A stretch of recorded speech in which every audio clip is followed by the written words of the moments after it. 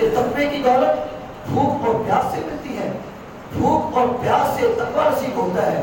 تو آئیے شیخ فرید الدین عطار سے پوچھتے ہیں۔ اس سے قبل میں یہ بتانا چاہوں گا، ہمارے دو دشمن ہیں، آپ کی توجہ ہے، ذرا جا کے کریے سبحان اللہ۔ اصل میں جو یہ باتیں ہیں نا، یہ باتیں کچھ تحقیقی ہیں۔ ہماری عوام ماشاءاللہ ایسا بیان سننے کی آتی ہے جس میں بار بار نعرے بھی لگیں اور جس میں تحقیقی باتیں ہونا، اس میں ہماری عوام سو جاتی ہے۔ آپ سوئے نہیں، یہ باتیں بڑی کام کی، باتیں بڑی کام کی، ذرا جا کے کہیے سبحان اللہ۔ آپ کی تک سب کی آواز ہے سبحان اللہ۔ تو میں عرض یہ کر رہا تھا، ہمارے دو دشمن ہیں جو ہمیں راہ مستقیم سے ہٹانے کے لیے ہر وقت کوشاں رہتے ہیں، دن رات محنت کرتے ہیں۔ وہ دو دشمن کون کون سے ہیں؟ نمبر ایک ہے نفس، نمبر دو ہے شیطان۔ اب دیکھنا یہ ہے، نفس بڑا دشمن ہے یا کہ شیطان بڑا دشمن ہے؟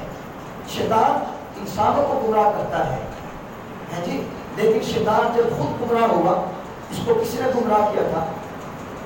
اس وقت تو دوسرا شیطان بھی نہیں تھا، یہ نفس تھا جو جناب اس کو لے ڈوبا، نفس تھا جو شیطان کو لے ڈوبا، اس نے اندر سے سر اٹھایا، انا خیر منہ، ہے جی، شیطان کو نفس لے ڈوبا اور شیطان کو شیطان بنانے والا نفس ہے۔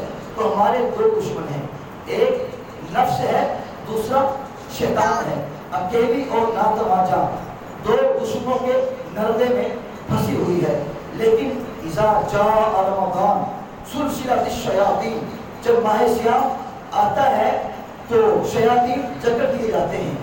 یہ جو مسجدوں کے پھاٹک کھل گئے ہیں اور تلاوت قرآن جاری ہو گئی ہے، یہ شیطان کے قید ہونے کی وجہ سے ایسا ہوا ہے۔ اور جو گناہ ابھی تک ہو رہے ہیں، یہ نفس جو موجود ہے ہمارے اندر، اس لیے ہو رہے ہیں۔ تو ہمارے دو دشمن ہیں، ایک نفس ایک شیطان۔ شیطان کو باندھ دیا گیا، اب نفس کو قابو کیسے کیا جائے؟ اب نفس کو رام کیسے کیا جائے؟ اگر ہم نفس کو قابو کر لیں گے، رمضان کے بعد جب شیطان چھٹ جائے گا، پھر ہمارا کچھ نہیں بگاڑ سکے گا۔ مگر ہم نفس کو قابو کر لیں، کنٹرول کر لیں۔ اب ذرا غور کیجیے، ایک مثال دینے لگا ہوں، میں چونکہ دیہاتی ہوں، دیہات کی مثال دیتا ہوں۔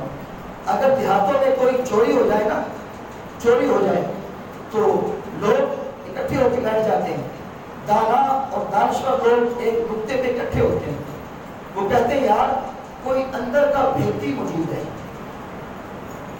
چوری اس وقت تک نہیں ہو سکتی جب تک اندر کا بھیتی موجود نہ ہو۔ تو اندر کا بھیتی کون ہے؟ نفس۔ باہر کا بھیتی کون ہے؟ چور۔ تو اگر ہم رمضان کے اندر نفس پہ قابو پا لیں تو رمضان کے آخر میں جب شیطان چھوٹے گا تو ہمارا کچھ نہیں بگاڑ سکے گا۔ اب نفس کو قابو کیسے کرنا ہے؟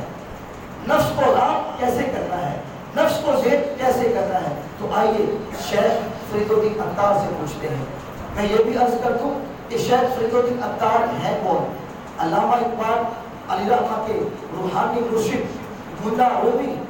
آپ کا ایک شعر ان کے تعارف کے لیے پیش کرتا ہوں۔ ملا رومی کہتے ہیں شیخ عطار کے لیے کہ ہفت شہر عشق را عطار گشت ماں ہنوز اندر خمیت پوچھا یا۔ ملا رومی کہتے ہیں کہ عشق کے ساتوں دروازے حضرت عطار گھوم چکے ہیں، عشق کے ساتوں شہر حضرت عطار گھوم چکے ہیں اور ہم پہلے شہر کی پہلی گلی کی پہلی نکڑ پہ کھڑے ہیں۔ یہ ملا رومی کہہ رہے ہیں۔ وہ حضرت عطار کہتے ہیں نفس ناتوا کش الا باس چیز بات رویم یا گیرش اے عزیز، خنجر خاموشی ہو شمشیر جو نیزہ و تنہائی ہو ترک وجود۔ حضرت عطار کہتے ہیں نفس قابو میں نہیں آتا، نفس کو قابو کرنے کے لیے تین ہتھیار کا استعمال کرنا پڑتا ہے۔ وہ تین ہتھیار کون کون سے ہیں؟ پہلا ہتھیار خنجر خاموشی، خاموش رہنے کی عادت بنا لو۔ جو بندہ فضول بولتا رہتا ہے نا، فضول، اس کے ساتھ شیطان ہوتا ہے۔ خنجر خاموشی، خاموش رہنے کا ہتھیار جو ہے اپنے پاس رکھو۔ نمبر دو شمشیر جو، بھوک کی تلوار، اپنے نفس کو بھوکا رکھو۔ جو بندہ نفس کو بھوکا رکھتا ہے، نفس اس پہ حاوی نہیں ہوتا، کبھی اس پہ حاوی نہیں ہوتا۔ حاوی نفس کس کا ہوتا ہے؟ जो हर वक्त इसको खिलाता रहता है, खिलाता रहता है, फिर नफ्स उस बंदे पे हावी हो जाता है। और नंबर 3, नेज़ा और तन्हाई, तन्हाई का नेज़ा, अपने आप को तन्हाई में रखिए। जब लोगों में बैठेंगे तो फिर आपको तरह तरह की बातें सुनने को मिलेंगी, तो फिर नफ्स आपके काबू में नहीं आएगा। हज़रत अत्तार फरमाते हैं 3 असले हैं, 3 हथियार हैं, जब इन 3 हथियारों से तुम नफ्स पे हमला आवर होगे तो फिर नफ्स काबू में आ जाएगा। तो अब नफ्स को काबू करने का ये 3 हथियार है, इसको भूखा रखा जाए, भूखा रखा जाए।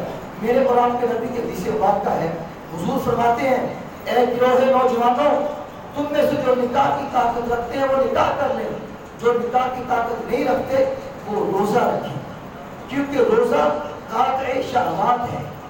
तो भूख से, प्यास से नफ्स काबू में आता है। देखा आपने रमजान में एक शैतान बांध दिया गया, और दूसरा जो हमारा दुश्मन है नफ्स, वो भूख से और प्यास से, हम रोजा रखते हैं ना, इस तरह भूख और प्यास से ये नफ्स थोड़ा सा काबू में आता है। फिर तसव्वुर क्या पैदा होता है, कड़कती दोपहर, सख्त गर्मी में पानी की सख्त शिद्दत है, ठंडा पानी भी मौजूद है, कोई देख भी नहीं रहा, लेकिन बंदा पानी नहीं पीता। क्यों? मेरा मालिक मुझे देख रहा है। ऊंची आवाज में बोलिए। कड़कती दोपहर, सख्त गर्मी में पानी की शिद्दत है, ठंडा पानी फ्रिज के अंदर मौजूद है, कोई देख भी नहीं रहा, लेकिन बंदा पानी क्यों नहीं पीता?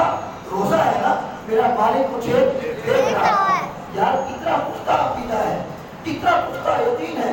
बल्कि जब बंदा हालते रोजा में गुस्ल करता है, गुस्ल करते बंदा एहतियात करता है कि कोई पानी की बूंद मेरे हाथ से नीचे उतर ना जाए, है जी। जो सरेआम डट के गुनाह करता था, आज तन्हाई के अंदर भी डर रहा है जी। ये कैसा तसव्वुर है, मेरा मालिक मुझे देख रहा है, मेरा खालिक मुझे देख रहा है। अगर हम इस अकीदे को अपने ऊपर वारिद कर लें, फिर गुनाह करना मुश्किल ही नहीं बल्कि नामुमकिन हो जाता है। तो जो 7 दरवाजे बंद हैं, ताले लगे हुए हैं, बुत के ऊपर कपड़ा डाल दिया गया है। जुलेखा कहती है जनाब यूसुफ अलैहिस्सलाम को, ऐ यूसुफ अब तो आ जाओ ना, अब तो आ जाओ, है गलत, अब तो आ जाओ, अब तो कोई नहीं देख रहा। जनाब यूसुफ अलैहिस्सलाम फरमाते हैं, क़ाला मआज़ल्लाह, मैं तेरी बात कैसे मान लूं, मुझे अल्लाह की पनाह। कहा ऐ जुलेखा, तू तो अपने खुदा से छुप गई है, तूने अपने बुत पे कपड़ा डाल दिया है, तू अपने खुदा से छुप गई है, लेकिन मेरा खुदा वो है जो 7 कोठरी के अंदर भी दिखता है। मेरा खुदा वो है जो 7